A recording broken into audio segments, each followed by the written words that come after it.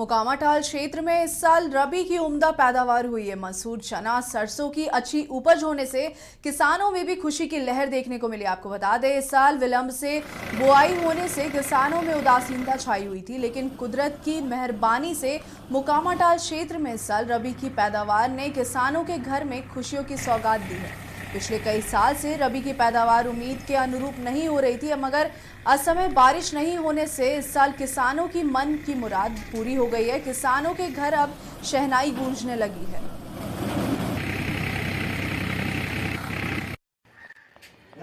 इस बार मोकामा टाल में जो मसूर और चना के लिए मुख्य रूप से यह जाना जाता है, यह टाल का इलाका, इस बार साधारण फसल हुआ है। क्योंकि बाढ़ इस बार आया था, लेट से पानी रहा टाल में, इस कारण से फसल लेट से लगा, साधारण पैदा हुआ, न ज़्यादा बढ़िया हुआ और न ज़्यादा खराब हुआ, मीडियम फसल हुआ। किसान की जान बची है क्या? 9 मन 10 मन के चल गया है, जान बचने लायक किसान के हो गया है।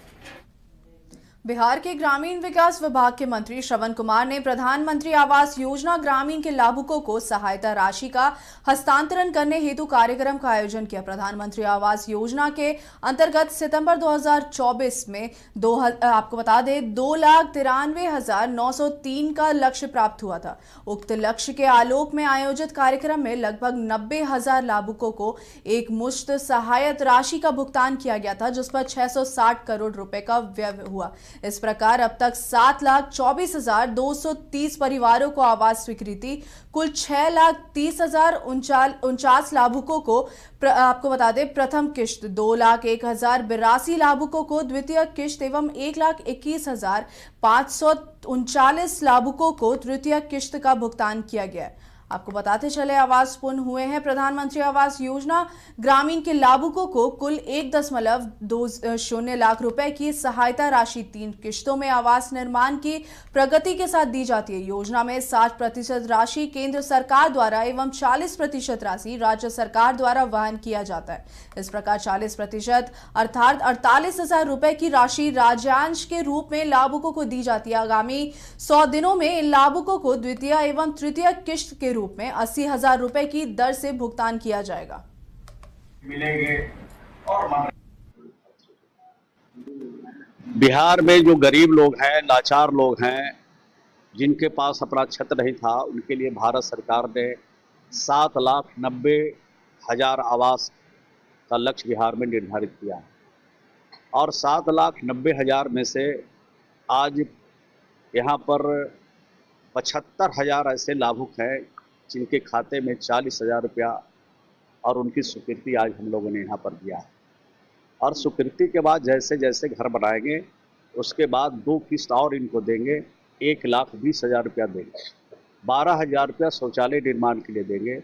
अगर उनके पास ज़मीन नहीं होगी तो सरकारी ज़मीन उपलब्ध होगी तो सरकारी ज़मीन देंगे, और सरकारी ज़मीन वहाँ पर उपलब्ध नहीं होगी तो 1 लाख रुपया राज्य के खजाने से हम लोग उनको ज़मीन खरीदने के लिए पैसा देंगे। और उनको 90 दिन और 95 दिन की मजदूरी भी मनरेगा से हम लोग देते हैं।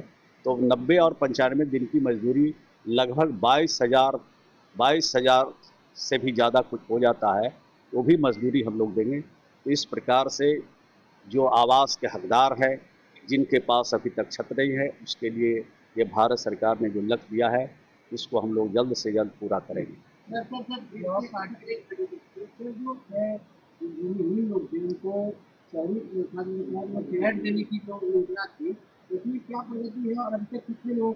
ये शहर से जुड़ा हुआ योजना नहीं है, ये ग्रामीण क्षेत्रों से जुड़ा हुआ योजना है, और शहरी क्षेत्र का काम नगर विकास विभाग देखता है।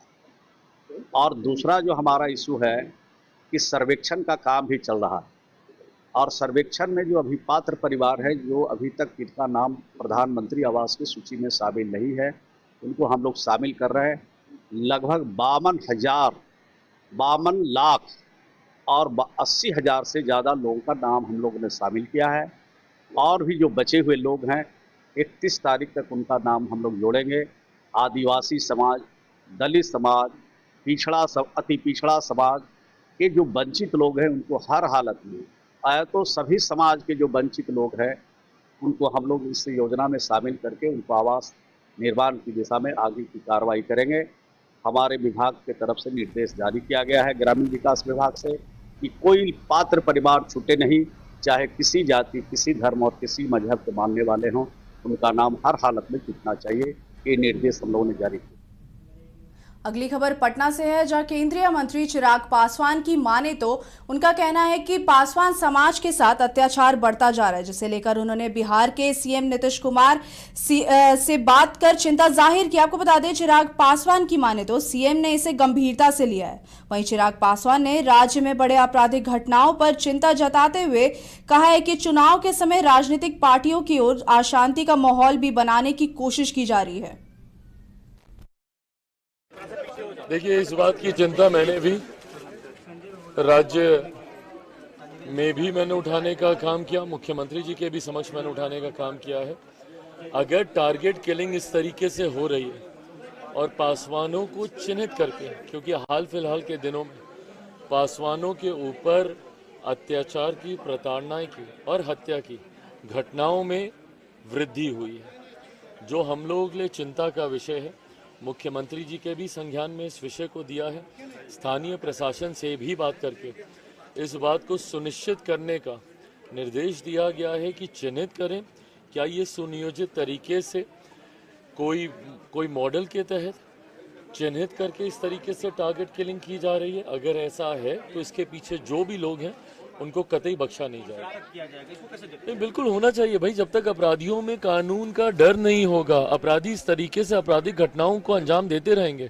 चुनावी वर्ष है, मैं ये भी मानता हूं कि राजनीतिक षड्यंत्र के तहत भी कई ऐसे असामाजिक तत्व हैं जो कि हमारे प्रदेश में अशांति का माहौल उत्पन्न करना चाहते हैं। बट ऐसे में जो भी ऐसे लोग हैं, मेरी स्थानीय प्रशासन से बात हुई है, प्रदेश में मेरी बातचीत हुई है, जो भी ऐसे लोग हैं उनको नहीं छोड़ा जाएगा और कड़े कदम उठाने की जरूरत पड़ी तो सरकार वो भी करेगी। देखिए, मैं जहां भी संभव है मैं खुद जाता भी हूं और मैं जाऊंगा भी। बिहार में आज भी जहां जहां पे भी घटनाएं हो रही हैं, हाँ इतना जरूर है जिम्मेदारियां बढ़ी हैं। केंद्र में एक मंत्री की जिम्मेदारी होने के नाते देश भर की भी जिम्मेदारी आई है, पर ऐसे में अपनी जिम्मेदारियों से कम चिराग पासवान कभी पीछे नहीं है। देखिए, इफ्तार किसी राजनीतिक सोच से नहीं, इफ्तार एक सद्भावना बनी रहे, समाज में भाईचारा बना रहे, इस सोच के साथ आयोजित किया जाता है। गंगा जमुनी तहजीब का परिचय देने के लिए इसको आयोजित किया जाता है। मेरे नेता, मेरे पिता आदरणीय रामविलास पासवान जी भी लंबे समय से आयोजित करते रहे, हम लोग भी करते रहे। बट हाँ, कुछ लोग हैं जो धर्म में भी राजनीति देखते हैं। मैं उनसे भी आग्रह करूंगा कि धर्म को राजनीति से दूर रखा जाए, धर्म में कम से कम राजनीति को ना जोड़ें। और कुछ ऐसे लोग, मैं उनके ऊपर कोई टिप्पणी नहीं करूंगा, बट आदरणीय मदनी साहब जैसे लोग जो कुछ राजनीतिक दलों का संरक्षण करते हैं और हम जैसे दलों और मुख्यमंत्री जी की पार्टी और चंद्रबाबू नायडू जी की पार्टी को कहते हैं और फतवा जारी करते हैं कि बायकॉट किया जाए, इन लोगों को दूर रखा जाए। मैं बस इतना आग्रह करूंगा कि हम लोगों का समर्पण तो इस समाज के लिए क्या है क्या नहीं, ये हम लोगों ने करके दिखाया। मेरे नेता, मेरे पिता ने 2005 में अपनी पूरी पार्टी समाप्त कर दी मुख्यमंत्री मुसलमान की घोषणा करने के लिए। आप बताएं ना कि जिनका आप संरक्षण कर रहे हैं उन लोगों ने क्या किया। सच्चर कमेटी की रिपोर्ट निकाल के देखिए, 2006 में आई। देखिए, इस बात की चिंता मैंने भी राज्य में भी मैंने उठाने का काम किया, मुख्यमंत्री जी के भी समक्ष मैंने उठाने का काम किया है। अगर टारगेट किलिंग इस तरीके से हो रही है और पासवानों को चिन्हित करके, क्योंकि हाल फिलहाल के दिनों में पासवानों के ऊपर अत्याचार की, प्रताड़ना की और हत्या की घटनाओं में वृद्धि हुई है, जो हम लोगों के लिए चिंता का विषय है। मुख्यमंत्री जी के भी संज्ञान में इस विषय को दिया है। स्थानीय प्रशासन से भी बात करके इस बात को सुनिश्चित करने का निर्देश दिया गया है कि चिन्हित